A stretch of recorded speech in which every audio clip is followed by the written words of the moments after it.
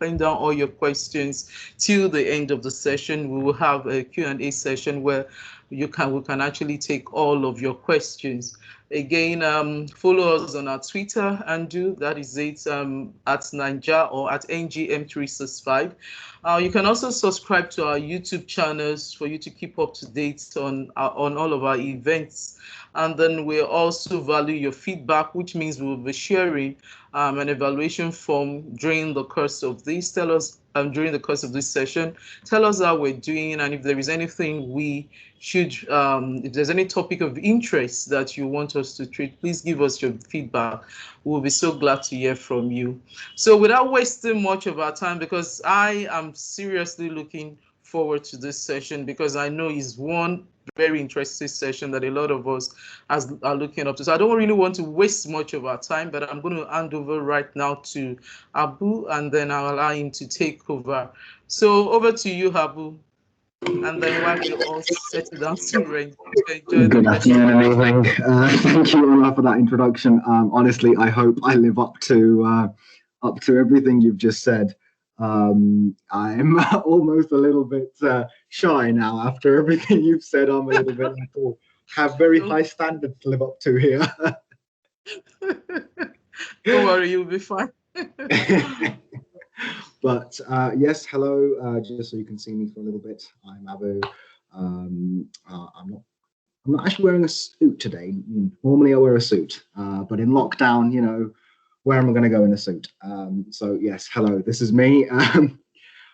So yeah, as Ola said, I've got a great deal of experience in IT, or recently Microsoft Teams, and the sort of wider space of Office 365.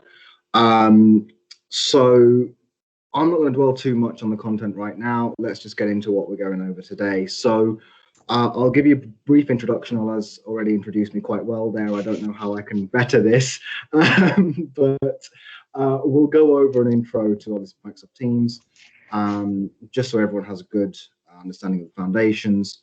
What is governance, why it is important in any organization of any size, really. Some of the obviously concerns around governance, how can we address those concerns, and really what your organization's next steps should be. So as I said, I've been in the IT sector for over 7 years now. Started out as a software consultant, believe it or not. Those who will know me will know that I now detest software development with a passion. I would much rather sit there and work with Azure or Office 365. But that's where I started. I am now fully in the Microsoft ecosystem. I have been for a number of years now. I am a huge coffee fanatic. I have a coffee machine at home and everything. Yes, coffee is life to me. That's how I work, that's how I focus, and that's how I get stuff done. A little bit of personal info about me. Recently married and had our kids straight away, luckily, and we moved to Ireland from the UK. So you might hear a grand every now and then, or a little bit of an Irish twang. So I do apologise if any of you are offended by Irish twang. But currently living the typical pandemic life of being stuck at home and doing nothing. So I'm sure you'll be seeing a lot more of me on YouTube and other places in the coming weeks and months. So let's dive straight in. What is Teams really? So we all, I'm sure, use Teams or have used it at some point for collaboration, communication with your teammates at work, whatever that might be. But really, Teams is a lot more than just a chat platform. And even as Microsoft say, it's a hub for teamwork. It brings together a lot of their Office 365 services, bundles it into one fairly neat looking UI, and allows you to access all of those from there. it's a bit of a game changer. For those that have been using Skype for Business, or even Slack or other tools out there, it genuinely is a bit of a game changer because of the fact that it's changing the behavioral patterns. We are used to having Dropbox for our obviously file storage and Slack for our chat and a, a obvious telephone on the desk. That just doesn't exist anymore. That life doesn't exist in Teams. It's all in the one package. And that really streamlines your productivity, allows you to get a lot more done through the one interface.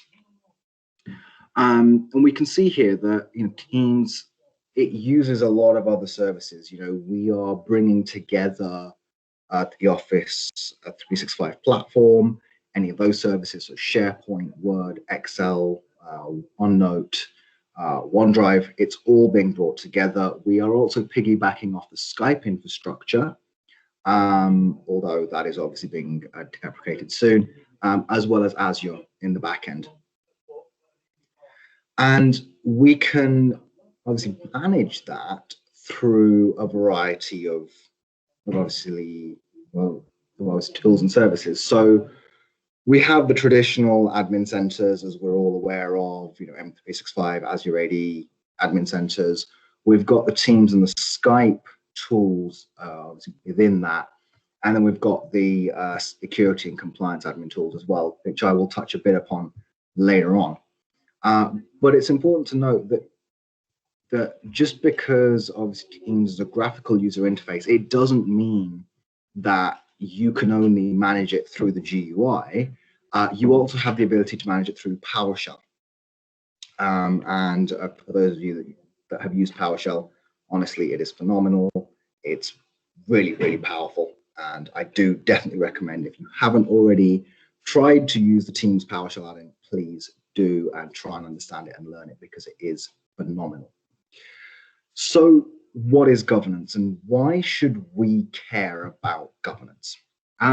Well, put simply, governance allows you to streamline your obviously deployment of teams, and it allows you to ensure security and compliance and get the best ROI in your implementation. A lot of companies will go and say governance is this 120-page document and so on. So it doesn't have to be. If you are a small business, you can have a small governance strategy, and that can be a page long. If you're a massive organization, you can also have a page long strategy, and it'll be just as effective. We're not in the olden days of a strategy has to be a plan. In the world of Teams, a governance strategy is taking the tools, taking the actual functionality that Office 365 can give us, and using that to enhance our user experience, and at the same time ensuring that you are staying compliant. So Teams governance can be covered by three areas. So you have the global settings, and that can be either at an Office 365 admin center level or a Teams admin center level. You have the user-specific configuration. So these are things like your policies and your apps and how users are actually managed within Teams. And you have the Teams lifecycle. So that is start to end, what happens in a team. A lot of you will say, well, why do we need governance? Why can't we just allow people to go away and do whatever they want? And a very good question. And a lot of companies have adopted that as their governance strategy. We don't necessarily care. We will just allow our employees to do whatever it is that they think is best. We will document the guidelines for them. And that's fine. That works. But as you grow out, and as you start to introduce new people into the organization, the ways of thinking change, the ways of working change. And if you've got a governance strategy that can keep up with that, then brilliant. You know, you are doing a good job. But what you'll find is that people will then try to go outside those boundaries. Okay. So if we allow everyone to create whatever it is they want in teams, that is absolutely fine. However, you will end up with sprawl. So you will have a team which was initially used for HR. There is now a subset of HR and they're using another team. And there's a subset of the accounts department and they're using 3 teams, let's say. You know, all of these can be combined into one. And when you start to have sprawl, you really start to see your documents go all over the place. You sort of have a very incomplete picture of your organization. And when when an application is like that, you know, it's not necessarily user friendly. It's not something that you can find quickly. You can't find that specific image or that specific document quickly. Users won't want to use it. You know, users will just say, well, this is just worse than what we had before, which was SharePoint or Dropbox or whatever you were using. And you will see a lack of usage, and your adoption is going to slow down dramatically. Productivity is going to slow down dramatically. Efficiency is just not going to be there at all. Furthermore, because people are not able to access the documents they need or the things that they need, they're going to go off and start to use perhaps unapproved third-party tools that work in the way that they want. And that's quite dangerous in your organization if you are trying to ensure your documents stay inside your organization, right? And in your control. So that's why we really need to think about a governance strategy, okay? So what are some of the concerns?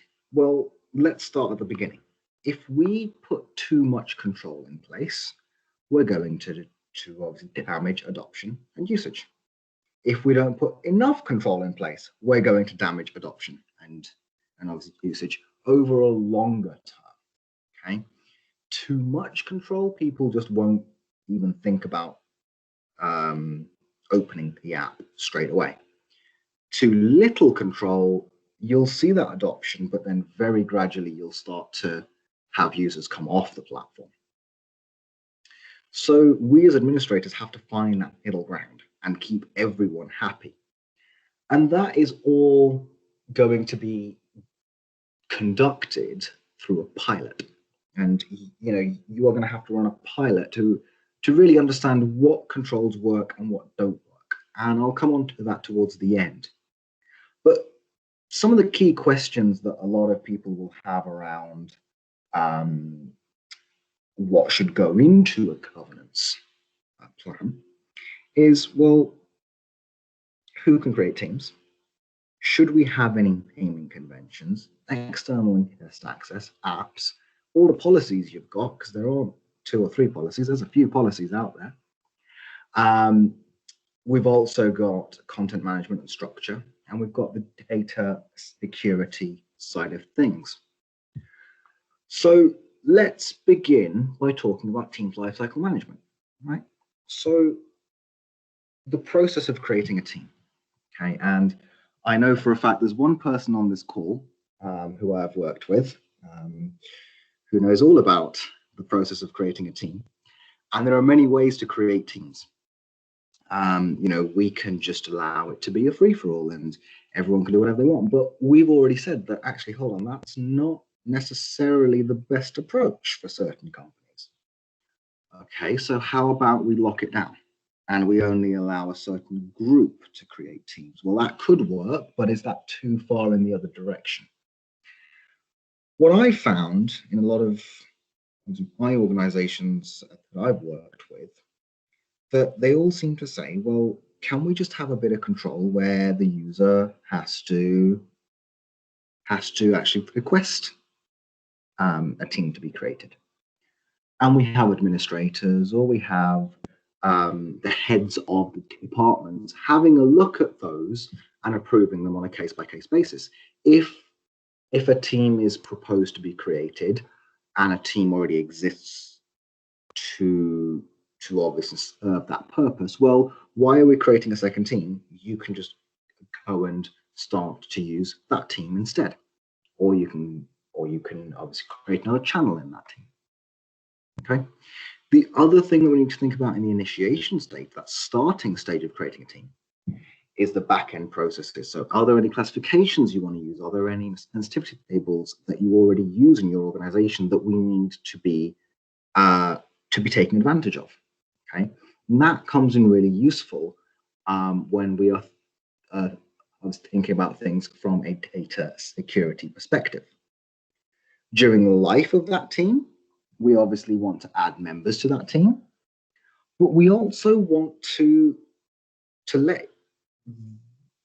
actually let the owners know, well, actually, you're adding users, but you need to control the access as well. You know, if someone obviously moves a department, you know, we want access to all of the current teams to perhaps change. Okay, and that's down to the owners to do. We also have to configure the team's settings, and within that we can control a whole host of things like Giphy content and stickers and so on and so forth, and who can create channels and who can edit messages, and etc., etc.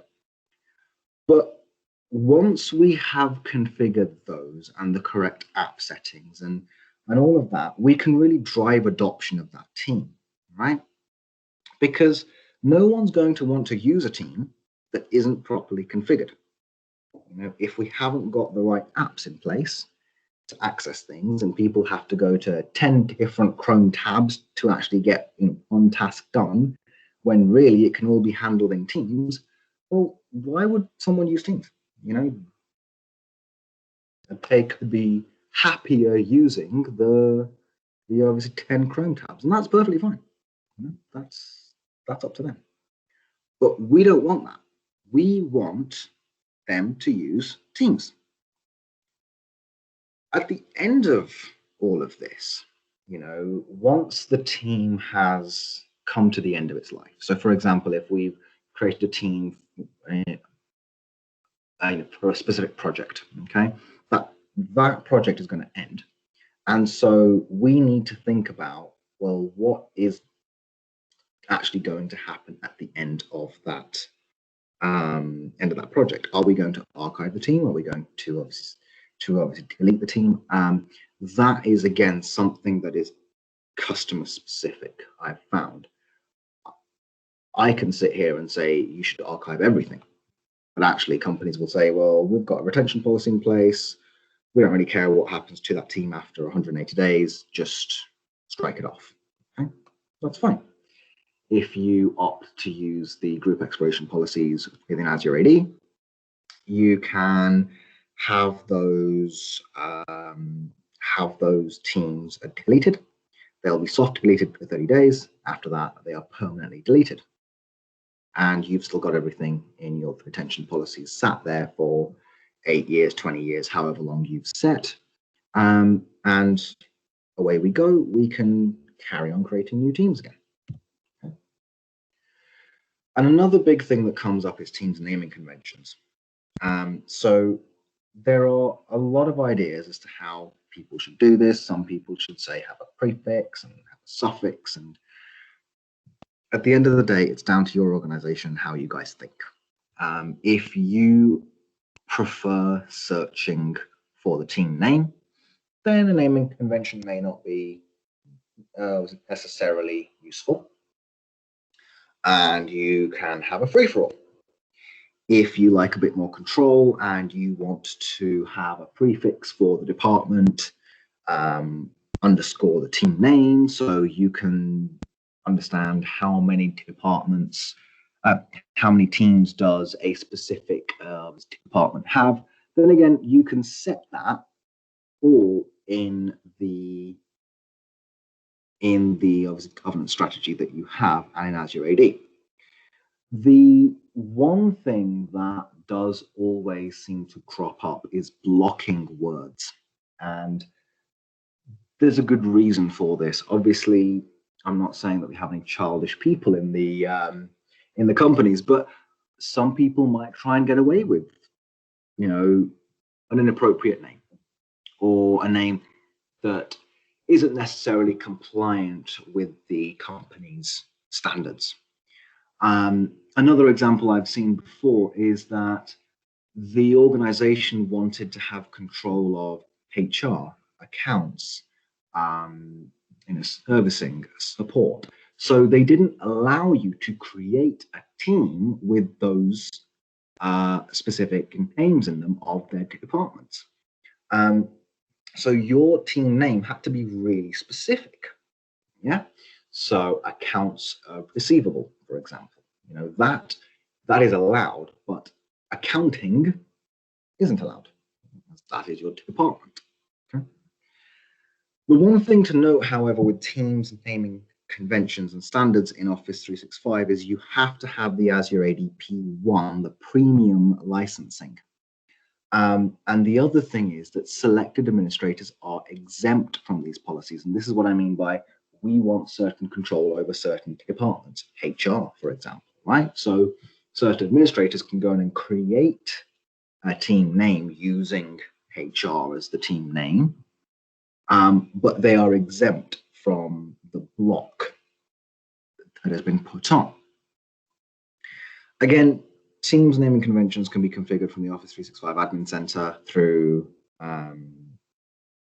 the GUI or through PowerShell.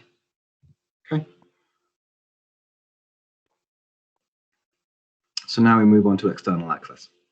Now, it's very important to differentiate between external and guest access here, right? A lot of people get it confused, and I've had a lot of people come to me in the past saying, I don't want that, I want that. And actually, they've flipped the names around completely. So let's quickly go through a definition of external access. External access allows users within your organization to communicate with users outside of the organization who are either using Skype or Teams. Okay? And this does also work for Skype for consumer as well.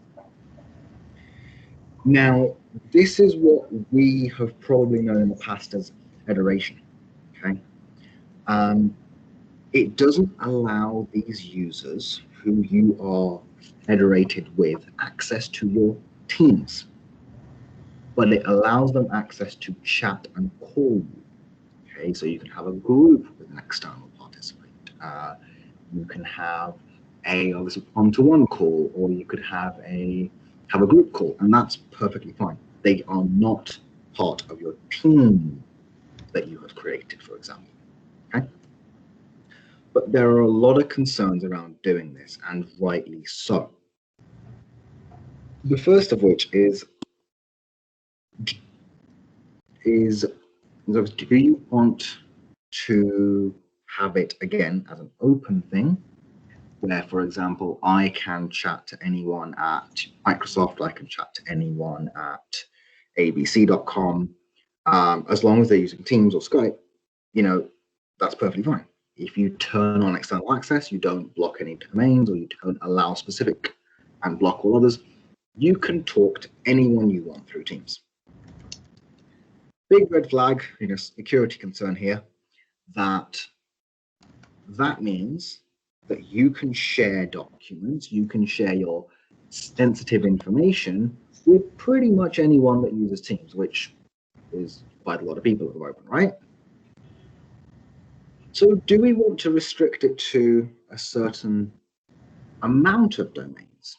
Do we only want to speak to abc.com, who are our vendor, or who is our customer, right? And again, that's perfectly fine. You can set that up in the Teams Admin Center. You could say, I want my users to only be able to speak to people at abc.com. Everyone else is blocked. And that is the approach that most people will take, and that is the approach that I would highly recommend. The other approach that people take is, no, we don't want it on at all, turn it all off, it's just not happening. this is just not going to happen. And that's perfectly fine. Again, a lot of companies I've spoken to have said, we just don't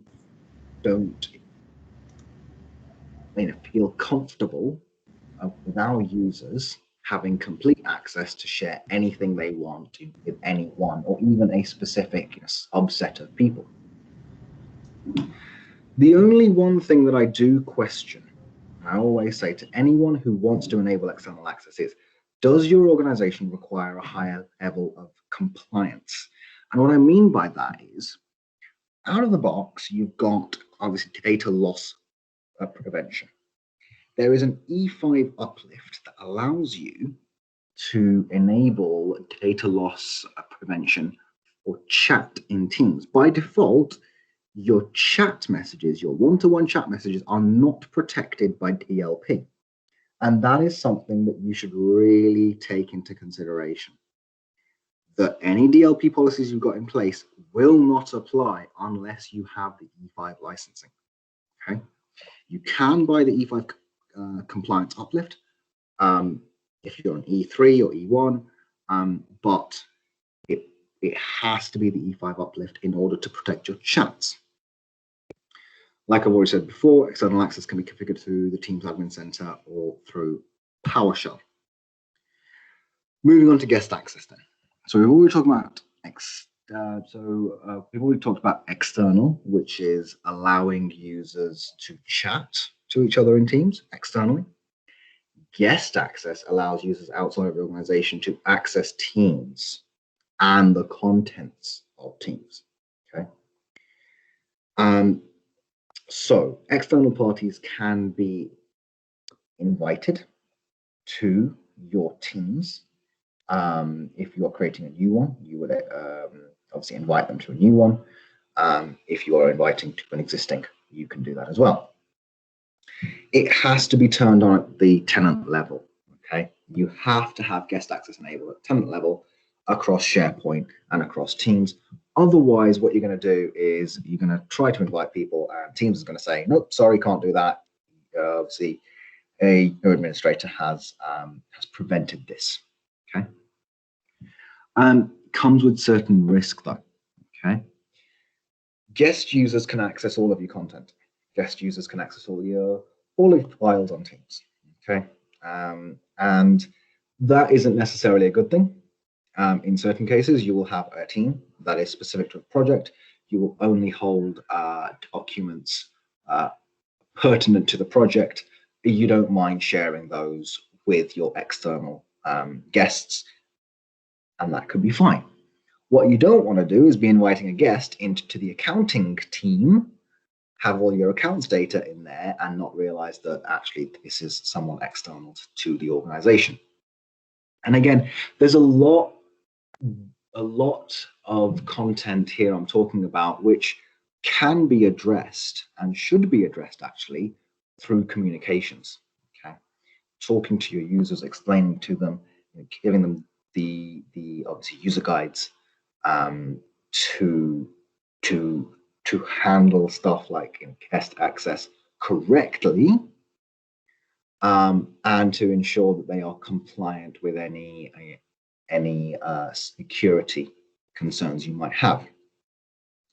The one thing to note here is if you do have a concern as to who has done what, who has invited who, there are always going to be audit logs stored as to who has invited external guests to a team. And again, you can lock the guest access down to specific domains. So if I work with abc.com, I only want abc.com to be able to come in as a guest. Well, great, I can just say I only want that domain. Okay, and you can add and obviously remove as you grow and expand. We've then got apps in Teams. Okay, so I'm sure everyone's heard of the iOS App Store and the Android Google Play App Store, and well, we have a Teams App Store, right? And it allows you to add in a whole host of Microsoft third-party and even custom apps into your team's environment. Okay, so we can control these in 2-3 ways, right? At a tenant level, in the team's admin center, we can basically control what is allowed and blocked for everyone in the tenant. Okay, and this could be, for example, I want to block this sort of list of third-party apps, allow that list of third-party apps, and allow all of the Microsoft applications. Okay, and that's at a global level. If we want to then say, actually, the accounting department shouldn't have access to a subset of those allowed apps, well, we can create app permission policies below that and then assign those to groups and say, this group is allowed to do this, this group is allowed to do this, and this group is allowed to do this. And you would assign each user in the group those policies, and they would then be blocked from any apps you don't want them to access. Okay. We can then present those apps in a different way to each department. So if we know that the accounting department is going to be using OneNote tasks and a custom app you've uploaded, well, the app setup policy allows us to pin those on the left-hand side. And you can then assign that to everyone in the accounting department, and they are very happy people, because they have access to everything that they need on the side. But again, if you want to have the HR department have access to shifts, tasks, and a custom app, well, you can just create a new app setup policy and assign it to everyone in HR, and then they are very happy people. Okay, it's very, very granular, and actually, I do often face confusion myself as to how app permission policies sometimes work and how app setup policies work, because it gives you so much control as to what is allowed, what's blocked, how the users are presented with that information. Okay. Now, in terms of configuring that, this is where we start to see some problems. You can configure everything through the app, through the Teams admin center. Okay. The manage apps applies to everyone. It's a global. It's a tenant. It's a tenant level configuration. The app permission policies are assigned on a user by user basis. You cannot assign these to a group or an AD group or an Azure AD group. They cannot be assigned that way. You have to assign them on a user by user basis. Okay, can be done through PowerShell though. So another one for anyone who should be learning PowerShell but is reluctant to learn PowerShell. Pretty useful. We then have a whole host of other Teams policies. Okay. Now, one policy type per user. This is one thing I have to stress, and even about the app permission policy. If you've created, let's just call it the accounting app permission policy. Okay. A user, user John Smith, can only have that one app permission policy called HR app permission policy. He cannot have the accounting app permission policy and the HR app permission policy. It just doesn't work that way. You have one policy type per user. So now he has one app permission policy, he has one app setup policy. What are the others that we have? We have the messaging policy. Now the messaging policy, it's pretty much in the name, controls all of our messaging capabilities. Okay, messaging policies are used to control what chat and channel messaging features are available to your users. Okay, now massive considerations here are things like, do you want to restrict stuff like Giphy content, stickers, And if you want to turn them off altogether, you have the ability to turn them off. If you want to allow them, but say, actually, we don't want them to be able to use, crude content, well, you can just set the filters to that and you can still allow that content. And that seems to be the best way that companies are handling things. Startups, not so much. Larger organizations, enterprises like to restrict and say, actually, we only want kind of moderate content. We don't want anything too crude in there. The other big thing is the ability to edit and delete your messages. Now, touching upon your data security for just a second. A user has the ability to delete a message. Okay, it's perfectly fine. We can go ahead and type something. Oh, I shouldn't have sent that. I'll delete that, and everyone's happy. Problem: if you haven't got a retention policy set up, that message isn't going to be stored anywhere. So if anyone tries to then come back and say, well, I didn't flag it to anyone, or I did flag it to someone, and if someone tries to be cheeky, basically, right, you've not got it as a retention policy, it's not stored anywhere, you're going to have some problems. Same with editing messages. Edited messages are stored. Okay, so even if you try and change something sneakily in the background without anyone realizing, no, a retention policy has kept it there. Okay, so if you are thinking about turning on editing and deleting messages, you want to make sure that you've got your retention policy set, okay, to store all of your channel and chat messages. And again, chat, if you've got E5 compliance, it will do that. Now, if you want to use the default messaging policy and all the other defaults, that's perfectly fine. Everything's turned on. Okay, everything is turned on by default, and you can do whatever you want. Companies will often change those because it just doesn't work for them. Okay, and again, I would highly recommend you do that. Now, with the meeting policies, this is controlling whether users can share content, anonymous users can join a meeting, and so on and so forth. I'm sure Ola has set her meeting policy up correctly because obviously this is hosted on Teams, okay, and we are all external to her domain, and so there are a whole host of controls you can put in place to restrict or allow external participants to do certain things. Meeting settings will be used for all Teams meetings that the user schedules in the organization. And the biggest question really here that everyone has, and this is the main concern around meeting policies, is should anonymous participants be allowed to join a meeting? Okay, i.e., just come into it. And in this kind of instance, as we are at the moment on this Teams meeting, yeah, you know what, that kind of works, doesn't it?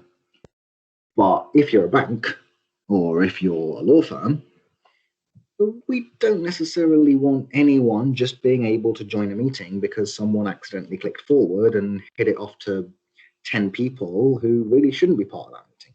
Okay, so we will, we may want to be able to control who is coming into that meeting. Okay.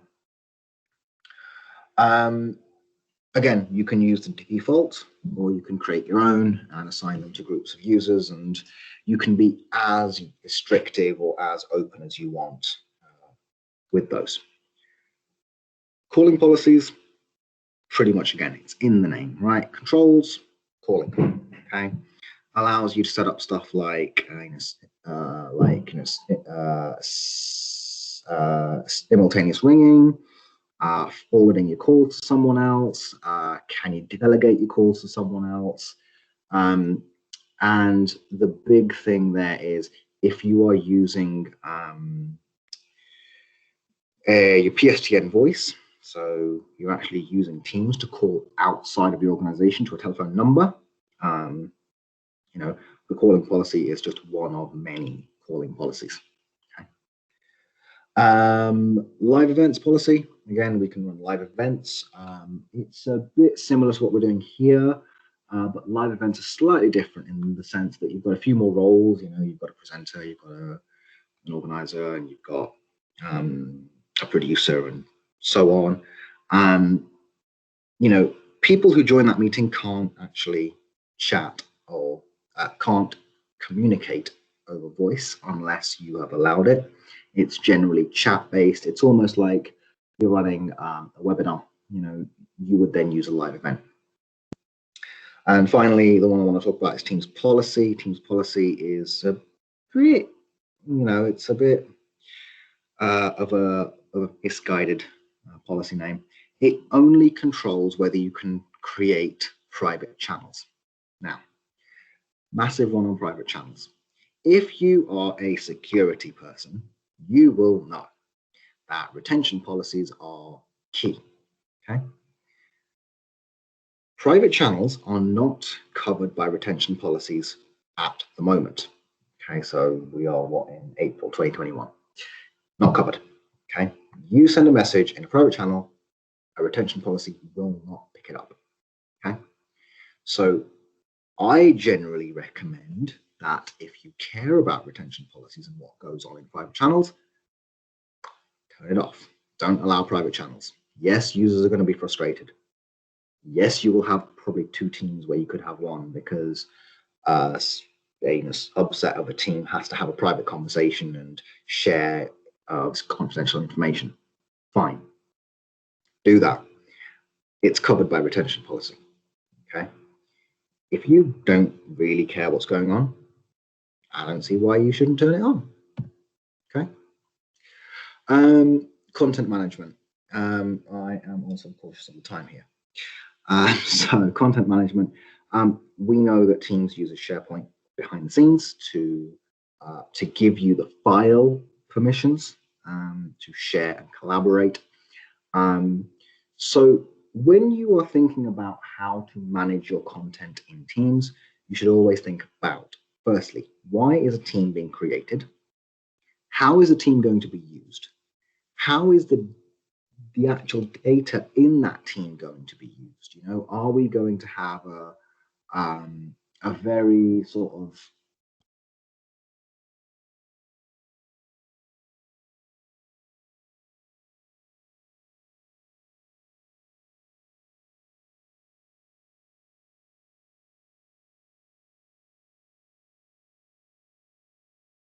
Hello? Hello? Yes, I can hear you, but I can't hear Abu anymore. I think we lost Abu there, so we're just going to wait for him to reconnect. So bear with us. I think Abu is having a little bit of problem with his internet, I think, with his connection.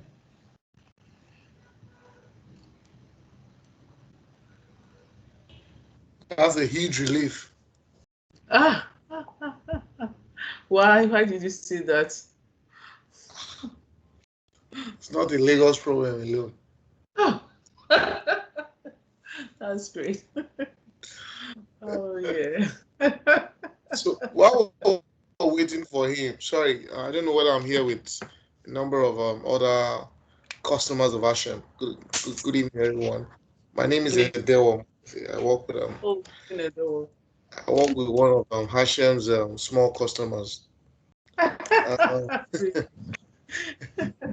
So I wanted to just find out, is this something we could look to, because this conversation has actually been on in the last couple of weeks within the organization. We've been looking to put an end to the adoption spree that we've put users on with Teams. So is this something that Hashem is able to, either by way of planning services or by way of a sponsorship with Microsoft, deliver to customers? Okay, that's a very good one. So one of the things we'll do also, planning services. I think we can look into that, and also consider Microsoft if they can sponsor it. But it's something that definitely Hashem can do.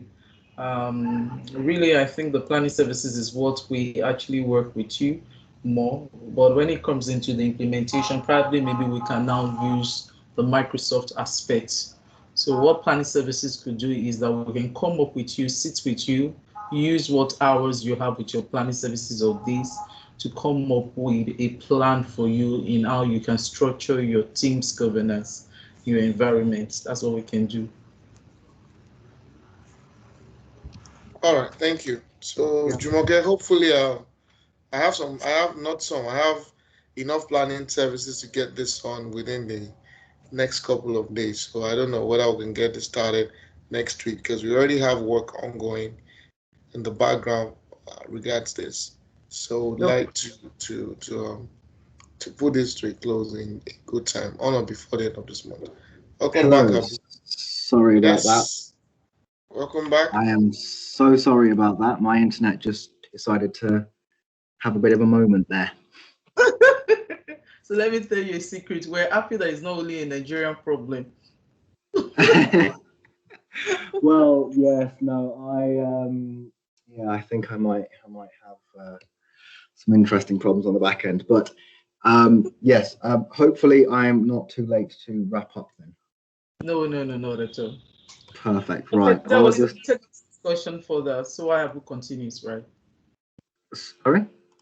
Okay then. No, there Okay, was a question going on, but we'll take the discussion further while you continue the session. Okay, not a problem. Well, I'm probably 2-3 minutes away from the end, so I will take questions in a couple of minutes. That's all right, yeah? Okay. Yeah, fine. Okay, perfect. So, I got to this point where I was talking about, obviously, how to structure your teams. And again, it's really important that you understand how your users are going to be using these teams so that you can communicate to them or you can put in place the best way for them to collaborate. Okay. If you are already using SharePoint, if you're already using SharePoint for something, keep your structure. You know, I would recommend you keep your structure until you really understand how users are going to be using Teams and how they're actually using it today. If you try and change it, you're going to have sprawl, you're going to have issues again, and that's just not going to help you. But communicate with your users, talk to them, get their feedback. It's really, really important to understand how they're going to use their environment. Data security, I will glide over because really, you know, stuff like e-discovery, legal hold, it's already set up for you. You just got to use it, right? And you've got to make sure you know who's going to be using it. But if you've already got your sensitivity labels, you know, set up, use them. Yeah, you could do some really powerful stuff in the back end with your sensitivity labels. Use sensitivity labels if you already have them set up in Office 365. This is not going to be a session about sensitivity labels. I'm sure that'll be coming up soon, so I'm not going to go into it. The two key things I really want to talk about, and I've mentioned it along the way, is the retention policies and the data loss prevention. Okay, retention policies. If you are a regulated environment where you have to have your obviously records and your communications kept for 7 years, turn your retention policies on, make sure it's applied to Teams, and you're good to go. In terms of DLP, it works to a certain extent, right? If you want DLP to work for chat, your one-to-one chat, you've got to go for the E5 uplift. It's just, there's no other way about it. You've got to go for the E5 uplift. You do get a lot of other stuff in that. So insider risk management allows you to create ethical walls and so on. And you get advanced e-discovery and audit. Again, this is not a compliance session, so I won't go into that too heavily. But where it comes to Teams, if you want DLP, Teams chat, please get the E5 uplift. Definitely worth the investment. Okay. So where do we go from here? In developing your own governance strategy. Now, this is actually taken directly from a Microsoft article, so I will have to credit them for this and a few others actually in here. But when you're thinking about your own government strategy, think of this, okay? How are we going to start it? How are we going to use it? And how are we going to end it? Okay. And when you start to think along those lines, everything starts to fall in place. Okay. So things like who has the ability to create teams? Do we want to create teams? Do we want to allow the members to be able to do certain things during the active phase of that? Do we want the ability for members to be able to create channels and apps added into it, so on and so forth? Again, retention policies right up there at the top. Massive, massive thing. I'm a big fan of retention policies. And when we come towards the end, how are we going to turn that team off, essentially? Okay. So that's my little wrap up. Apologies about my little internet hiccup. I will take questions now. Thank you so much, Abu. That was a very interesting session for me, and I guess that is also for everyone on the call. Right now, we'll be taking questions. If you do have any question, please, it's time for you to come up with it now so that Abu can answer your questions. Do we have anyone with any question on the call, please?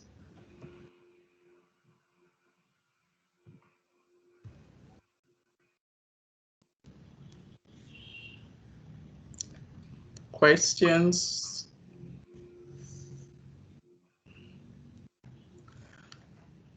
Okay. Does that mean I did a good job? Yeah, exactly. It means you did a very good job. I always like it when no one has questions because I'm like, I did really well then, didn't I? Yeah, no, most times when it's like some of the questions some people want to come up with, you've already answered it while you're talking, so you just find that people don't ask you questions again. Okay, I think I have a hand raised. I have Temi. Temi, yes, can we have your question, please? Can you unmute yourself?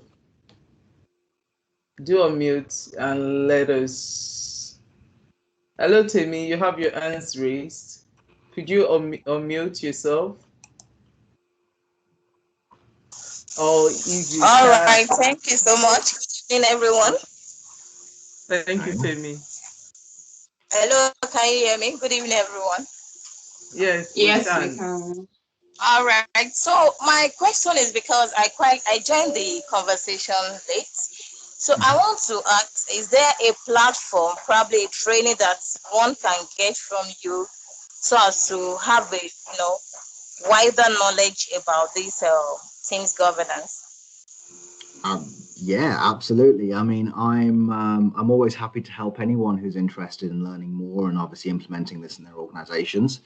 And Ola, if you want to facilitate that, if you could share my contact details with anyone who's interested on the call, yeah, that would be great. And yeah, I'm happy to talk you through anything else in more detail. All right, that's very good. All right, thank you so much.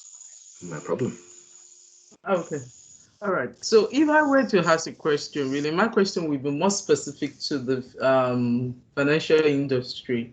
You see a lot of, I guess one of the reasons why this topic was very interesting for me was because you see a lot of data leakage when it comes to financial industry, and some of them are quite embracing the use of Microsoft Teams.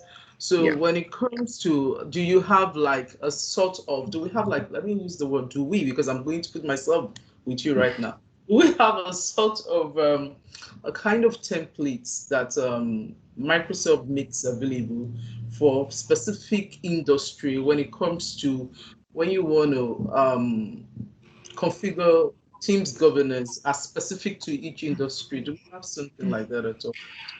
So the answer is a bit yes and no, unfortunately.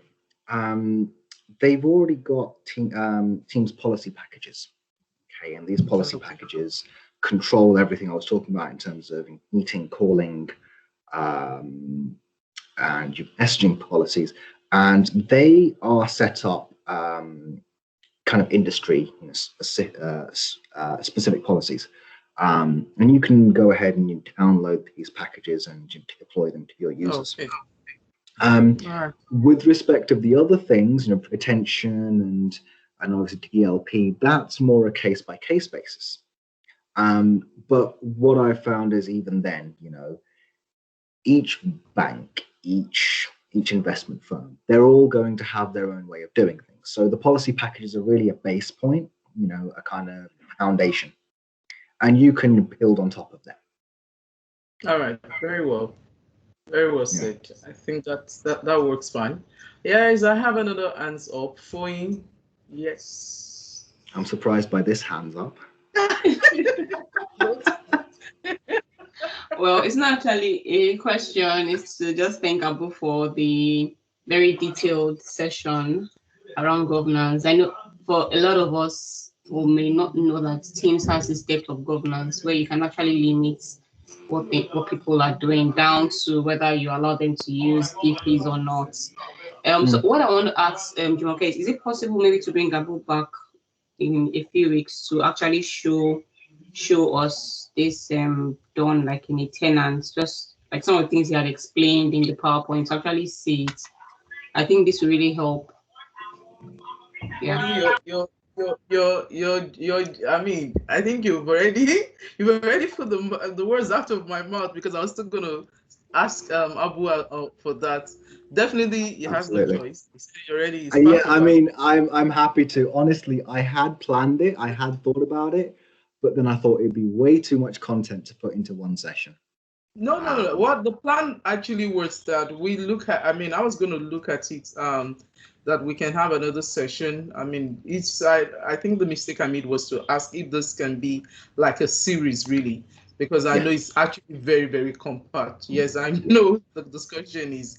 So, I mean, we can have you some other time to take us through the next discussion. And one thing, because Foyen so kindly elected me for that one, Foyen, how about you show us your creator team process, because that's something that I know she's been working on quite heavily, and I'd love to see a little bit more on that as well.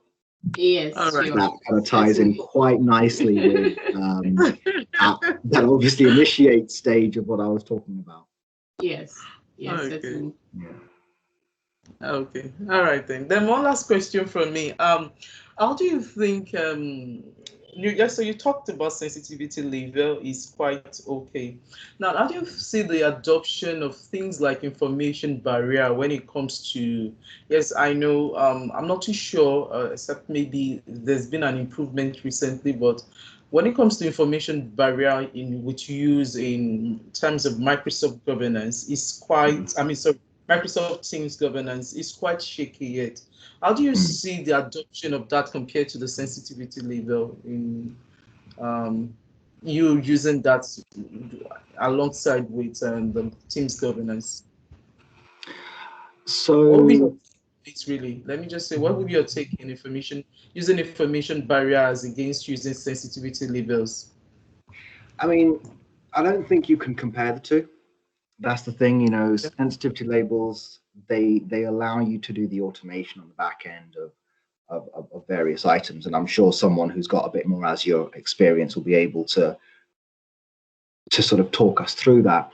Information barriers really allows you to put, ethical rules in place, So if I'm working in, obviously, let's say a bank, alongside yourself, Ola, I'm in a department that really shouldn't be talking to you, we can put an information barrier in place. So any communications between our departments are blocked. That's information barriers. And it's a really useful tool. A lot of banks that, I've heard of and I have worked with are using information barriers. Equally, some are just like our users are clever enough to know that they shouldn't be doing this, and that's fine.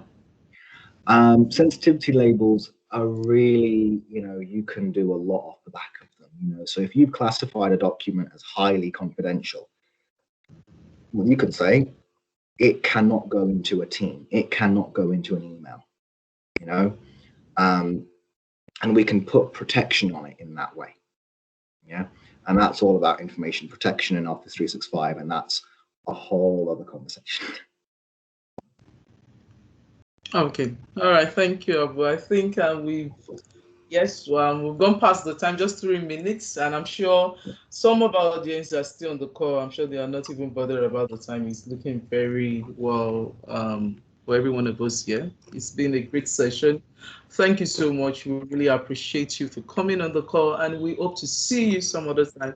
I'm not too sure if next week will be because of but I'm sure upper week of next week we'll have you here, if you don't mind. But we'll work out something for the team. Happy to come back. All right. Yes. Thank you so Definitely. much.